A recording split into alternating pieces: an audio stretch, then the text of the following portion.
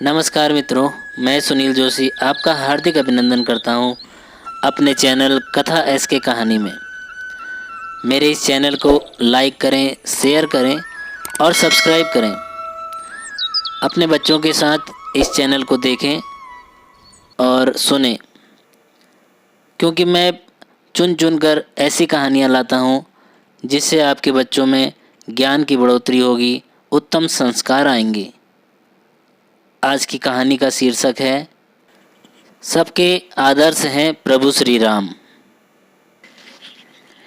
युद्ध के अंत में रावण की मृत्यु होने के पश्चात आकाश में देवगण श्री राम के इस वीरता भरे कार्य पर उनका गुणगान करने लगे, पुष्पों की वर्षा करने लगे, गंधर्व गीत गाने लगे। तभी आकाश मार्ग से प्रसन्नतापूर्वक देवगण श्री राम के सम्मुख पहुँचे और उनसे वर मांगने के लिए कहा। वैसे तो श्री राम देवताओं के भी स्वामी हैं, देवता क्या उनको वर दे पाते?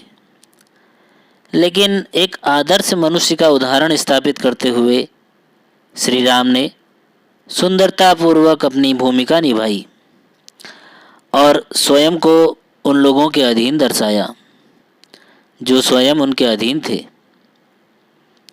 श्री राम ने देवताओं से अपने लिए नहीं बल्कि वानरों के लिए वर मांगा, ये जानते हुए कि वानरों ने उनके लिए अनेक कष्ट सहन किए हैं। श्री राम ने निवेदन किया कि वानर कहीं भी रहें, उन्हें प्रचुर मात्रा में भोजन और जल प्राप्त हो।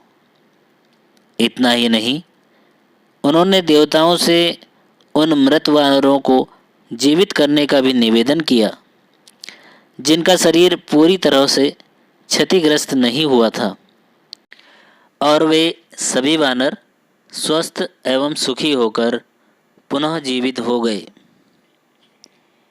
शीघ्र ही माँ सीता एवं श्री राम के मिलन के बाद विभीषण को लंका का राजा बनाया गया और अब वानरों की अपनी स्वामी से विदाई लेने की घड़ी आ पहुंची। वानरों के लिए ये अत्यंत कष्टदायक था। प्रभु श्री राम 14 वर्ष के वनवास के बाद अयोध्या लौटने के लिए आतुर थे, विशेषकर इसलिए क्योंकि उनके भाई भरत ने कहा था कि यदि 14 वर्ष के बाद वे एक क्षण भी देर करेंगे तो भरत अपने प्राण त्याग देंगे। समय पर अयोध्या पहुंचने के लिए श्री राम ने विभीषण की सलाह पर रावण द्वारा कुबेर से चुराया हुआ पुष्पक विमान लेने का निर्णय किया। जैसे ही श्री राम विमान पर चढ़े, उन्हें वानरों के मुरझाए चेहरे दिखाई दिए। उनके मन भांपकर श्री राम ने सभी को विमान पर बुला लिया, क्योंकि विमान में अपना विस्तार करने की अद्भुत शक्ति थी। इस प्रकार सभी वानर वायु मार्ग द्वारा अपने प्रिय स्वामी की राजधानी की ओर उड़ चले। जब विमान वानरों की नगरी किष्किंधा के ऊपर से जा रहा था, श्री राम ने विमान को नीचे उतारा और वानरों से उनकी पत्नियों एवं बच्चों को भी अयोध्या ले चलने के लिए कहा। इस प्रकार वे सभी अपने स्वामी के राज्याभिषेक महोत्सव में भाग लेने के लिए चल पड़े। यहाँ श्री राम दिखाते हैं कि किस प्रकार हमें अपनी सेवा कर रहे लोगों के प्रति सचेत रहना चाहिए। आजकल कारपोरेट या निजीकरण समाज में हमारा व्यवहार बिल्कुल मशीन जैसा हो गया है। कर्मचारियों के हित या अहित के बारे में हम कुछ भी नहीं सोचते,